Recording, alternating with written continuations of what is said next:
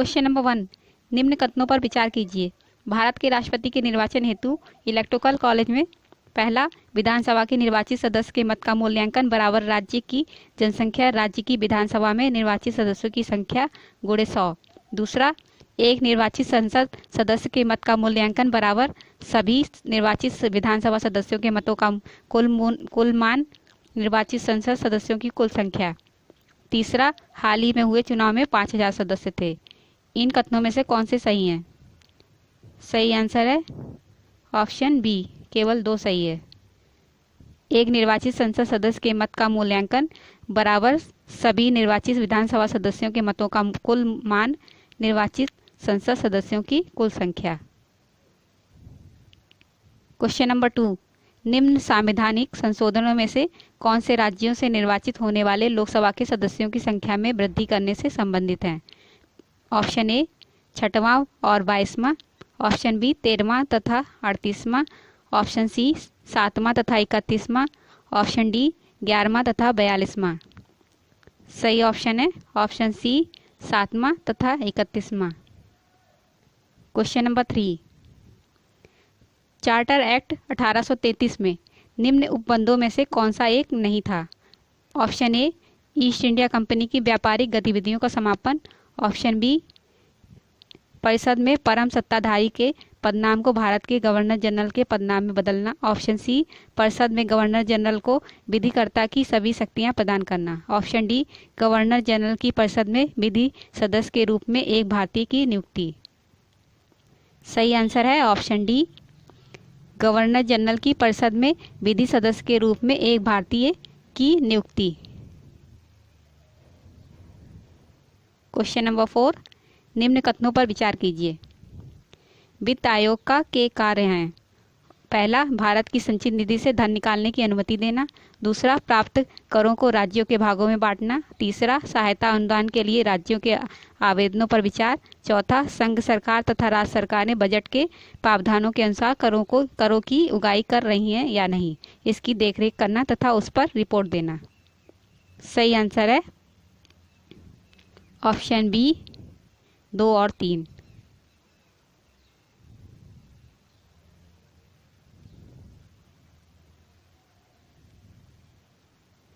दो में है प्राप्त करों को राज्यों के भागों में बांटना। 3 में है सहायता अनुदान के लिए राज्यों के आवेदनों पर विचार। क्वेश्चन नंबर 5, निम्नलिखित में से कौन सा कथन सही है? ऑप्शन ए केवल राज्यसभा में ही न कि लोकसभा में नामित सदस्य हो सकते हैं। ऑप्शन बी राज्यसभा में आंग्ल भारतीय समुदाय के 2 सदस्यों को नामित करने का संविधान में उपबंध है। ऑप्शन सी किसी नामित सदस्य का मंत्री के पद के लिए नियुक्ति पर संवैधानिक वर्जना नहीं है। ऑप्शन डी नामित सदस्य राष्ट्रपति तथा उपराष्ट्रपति के चुनाव में मत दे सकता है। सही आंसर है ऑप्शन सी किसी नामित सदस्य का मंत्री के पद के लिए नियुक्ति पर संवैधानिक वर्जना नहीं है। क्वेश्चन नंबर 6, विधायी शक्तियों की संघीय सूची में समाविष्ट किसी विषय के संबंध में भारत के उच्चतम न्यायालय के अधिकार क्षेत्र बढ़ाने का अधिकार दिया गया है।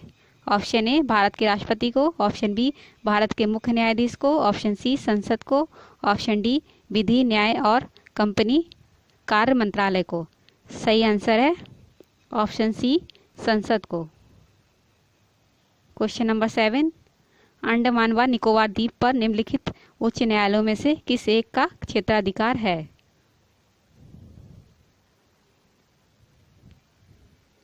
Option A Andhra Pradesh, option B Calcutta, option C Madras, option D Odisha. सही आंसर है ऑप्शन बी कलकत्ता।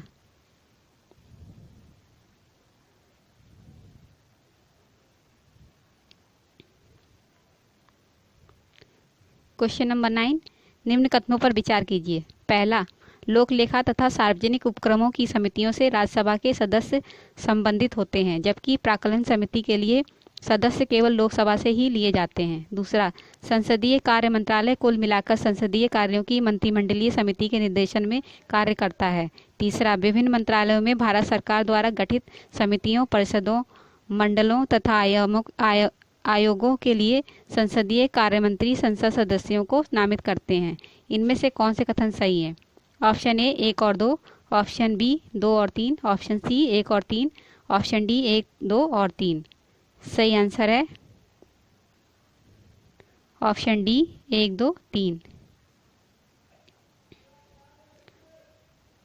पहले में है लोक लेखा तथा सार्वजनिक उपक्रमों की समितियों से राज्यसभा के सदस्य संबंधित होते हैं, जबकि प्राक्कलन समिति के लिए सदस्य केवल लोकसभा से ही लिए जाते हैं।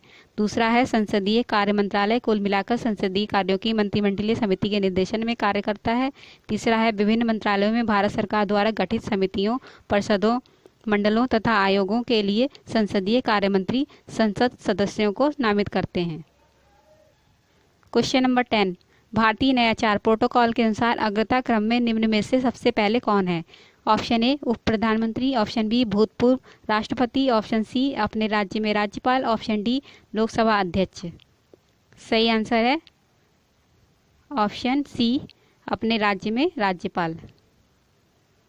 क्वेश्चन नंबर 11, भारतीय संविधान की निम्न दी गई अनुसूचियों में से कौन सी एक राज्य के नामों की सूची तथा उनके राज्य क्षेत्रों का ब्यौरा देती है? ऑप्शन ए पहली, ऑप्शन बी दूसरी, ऑप्शन सी तीसरी, ऑप्शन डी चौथी। सही आंसर है ऑप्शन ए पहली। क्वेश्चन नंबर 12, भारतीय संविधान में 9वीं अनुसूची परिवर्धित हुई। ऑप्शन ए प्रथम संशोधन द्वारा, ऑप्शन बी 8वें संशोधन द्वारा, ऑप्शन सी 9वें संशोधन द्वारा, ऑप्शन डी 42वें संशोधन द्वारा। सही आंसर है ऑप्शन ए प्रथम संशोधन द्वारा। क्वेश्चन नंबर 13, वर्ष 1946 में गठित अंतरिम कैबिनेट की अध्यक्षता किसने की? Option A Rajendra Prasad, option B Jawaharlal Nehru, option C Sardar Vallabh Bhai Patel, option D Rajagopalachari. सही आंसर है option B Jawaharlal Nehru. Question number 14, निम्न कथनों पर विचार कीजिए। पहला, भारत में संसद के दोनों सदनों की संयुक्त बैठक अनुच्छेद 108 में संस्वीकृत है। दूसरा, लोकसभा तथा राज्यसभा की प्रथम संयुक्त बैठक वर्ष 1961 में हुई थी। तीसरा, भारतीय संसद के दोनों सदनों की दूसरी संयुक्त बैठक बैंक सेवा आयोग बिल को पारित करने के लिए हुई थी। सही आंसर है ऑप्शन डी 1, 2, 3, तीनों सही हैं। पहला, भारत में संसद के दोनों सदनों की संयुक्त बैठक अनुच्छेद 108 में संस्वीकृत हुई। दूसरा, लोकसभा तथा राज्यसभा की प्रथम संयुक्त बैठक वर्ष 1961 में हुई थी। तीसरा, भारतीय संसद के दोनों सदनों की संयुक्त बैठक बैंक सेवा आयोग बिल को पारित करने के लिए हुई थी। क्वेश्चन नंबर 15, जब केंद्रीय मंत्रिमंडल ने वर्ष 2002 में चुनावी सुधारों पर अध्यादेश में बिना किसी बदलाव के उसे राष्ट्रपति को वापस भेजा तथा राष्ट्रपति ने भारतीय संविधान के कौन से अनुच्छेद के अंतर्गत उसे अपनी सहमति दी? ऑप्शन ए अनुच्छेद 121, ऑप्शन बी अनुच्छेद 122, ऑप्शन सी अनुच्छेद 123, ऑप्शन डी अनुच्छेद 124। सही आंसर है ऑप्शन सी अनुच्छेद 123। क्वेश्चन नंबर 16, संघ का यह कर्तव्य होगा कि वह बाह्य आक्रमण तथा आंतरिक गड़बड़ी से प्रत्येक राज्य की रक्षा करे। ऐसा प्रावधान भारतीय संविधान के निम्न अनुच्छेदों में से किस एक में है? ऑप्शन ए अनुच्छेद 115, ऑप्शन ए अनुच्छेद 215, ऑप्शन बी अनुच्छेद 275, ऑप्शन सी अनुच्छेद 325, ऑप्शन डी अनुच्छेद 355। सही आंसर है ऑप्शन डी अनुच्छेद 355। क्वेश्चन नंबर 17, निम्न कथनों पर विचार कीजिए। भारत में वित्तीय सौदों पर स्टाम्प शुल्क पहला, राज्य सरकार द्वारा लगाया व वसूल किया जाता है। दूसरा, का विनियोजन संघ सरकार द्वारा किया जाता है। इन कथनों में से कौन सा सही है? ऑप्शन ए केवल एक, ऑप्शन बी केवल दो, ऑप्शन सी दोनों एक और दो, ऑप्शन डी दोनों में से कोई नहीं। सही आंसर है ऑप्शन डी दोनों में से कोई नहीं। क्वेश्चन नंबर 18, सूची 1 भारतीय संविधान के मद को सूची 2 जिस देश से अपनाया गया के साथ सुमेलित कीजिए और सूचियों के नीचे दिए गए कूट का सही प्रयोग कर सही उत्तर चुनिए।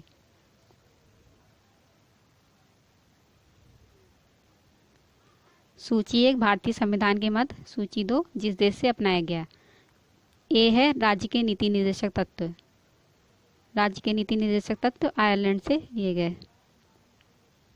मूल अधिकार, मूल अधिकार संयुक्त राज्य अमेरिका से लिया गया है, इसका ऑप्शन होगा 5। संघ राज्य संबंधों की समवर्ती सूची, ऑस्ट्रेलिया।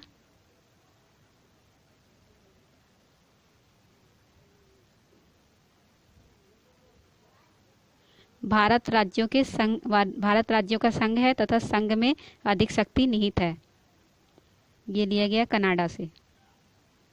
तो सही ऑप्शन हो जाएगा ऑप्शन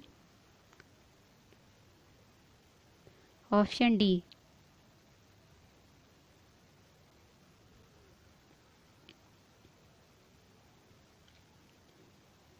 ए का 3 आयरलैंड, बी का 5 संयुक्त राज्य अमेरिका, सी का संघ राज्य संबंधों की संपत्ति सूची ऑस्ट्रेलिया 1, डी का भारत राज्यों का संघ है तथा संघ में अधिक शक्ति निहित है, कनाडा से 2। क्वेश्चन नंबर 19, निम्न विधेयकों में से किस एक का भारतीय संसद के दोनों सदनों द्वारा अलग अलग विशेष बहुमत से पारित होना आवश्यक है? ऑप्शन ए साधारण विधेयक, ऑप्शन बी धन विधेयक, ऑप्शन सी वित्त विधेयक, ऑप्शन डी संविधान संशोधन विधेयक। सही आंसर है ऑप्शन डी संविधान संशोधन विधेयक।